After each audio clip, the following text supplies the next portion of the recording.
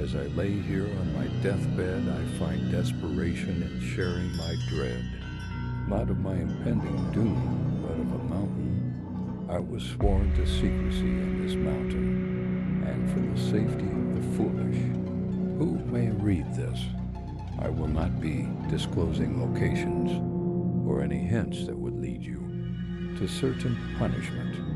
I was brought into contract as a maintainer and a cleaner. In my early days in this contract, I used to think that the specific processing area I was in led to a sort of doomsday bunker or small city underground for some end-of-the-world backup facility. I thought this was really neat, which would have explained the amount of constant cattle and top secret clearance requirements to employ contractors like myself. I had been employed straight after my discharge from the military. It was good money and fairly straightforward duties. This facility was vast, and we had specific teams for specific parts of the facility that no one team would ever visit another part nor engage with team members outside of your section. All communication inside was monitored heavily anyway, so I never knew what any other team did outside my zone. I worked in a place my team referred to as the hold. Mainly during my shift, we'd process cattle into the hold. At the top was a big metallic bunker. There were some 12-foot tall doors, room to process the cattle, and a large crane and pulley system with a section dedicated to extra parts to replace or maintain the pulley or crane. In the center were even bigger doors that led downward. The doors met at the center and would open for the pulley to lower cattle in. I'd imagine there could be several zones for different resources, as I only ever saw cattle. I helped up top with herding, repairs, and organizing cattle transfer. Once we got up to about 20 cows into the hold, we halted operations and would take a 30-minute break. And afterwards, we'd have to don CBRN, gear down, into the main hold. There was only 2 set of doors that led there, about the size of a naval ship bulkhead. Hatched opposite of each other, there was a small window on the door where we could see the hold release decontaminates being sprayed into the room. The bottom doors, I imagined, were just as thick as the upper doors of near 10 to 12 feet thick steel. They were bigger and took up the size of the hold itself. The hold, for reference, could easily fit 100 heads of cow. There was a mechanical redundancy of the doors to prevent contamination. The bottom door could not open if the top was open and vice versa.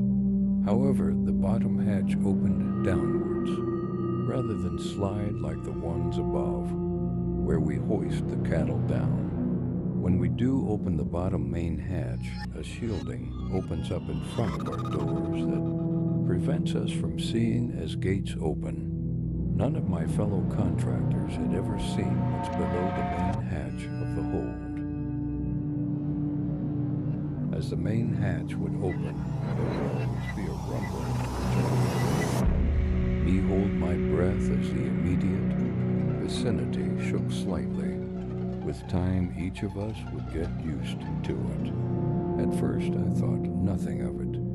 Once the doors closed and the decontaminate was sprayed, we'd go in and check for any maintenance or cleanup.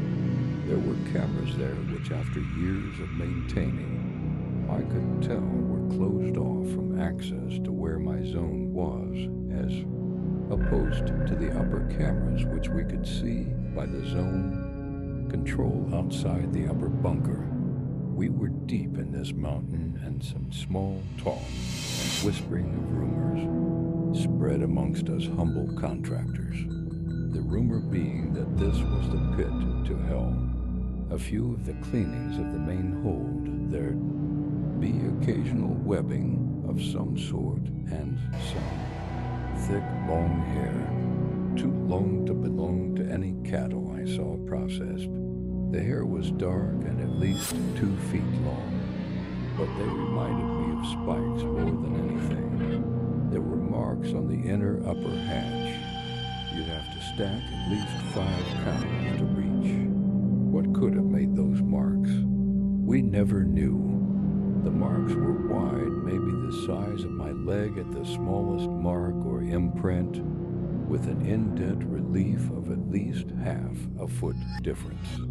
We'd have to get a hose or ladder down there to clean, and there was a small chute that was vacuum run, which would put in any waste, including the long hairs in two. There was a cable that ran along the chute, which looked like it was to another camera outside of where we were. My guess was there was a camera that was lowered through the chute that could see below. After seeing the marks, I had very little curiosity to see below the hold. I suppose we were contracted for our known reputation for secrecy. As I lay here dying, it means little to me now. I wish I could say that I'm glad no one would ever see down below the hold. But there was one incident documented before my shift started. Whether by accident or intentional, a person had either fainted or hid among the cattle. We looked for hours around our zone to no avail. I can only assume that the main control room could retrace his steps. As we restarted our decontamination of the main hold, we could see blood for the first time on the bottom hatch. When we saw the blood, we looked at each other. I hadn't even taken notice that there was no rumblings at that moment until someone else had pointed it out. Regardless, we never heard more about the one who went below, but we did get a safety brief about not going down with the cattle. For 27 years, I've held on to this dread. What was down there? One contractor had mentioned he saw some notes on accident. As some paperwork was spilled by a rushing researcher, he said he saw much of the text. On the pages were blotted out in black, ink except for the operational name of Phalanx, which meant nothing at the time. But now, writing this, I feel the dread in my bones with my tired and wrinkled hands. May whoever find this never go looking for this place. May whatever is below the hold never be known. I'm now free, having said my last anxieties of the hold. I can still feel the rumblings.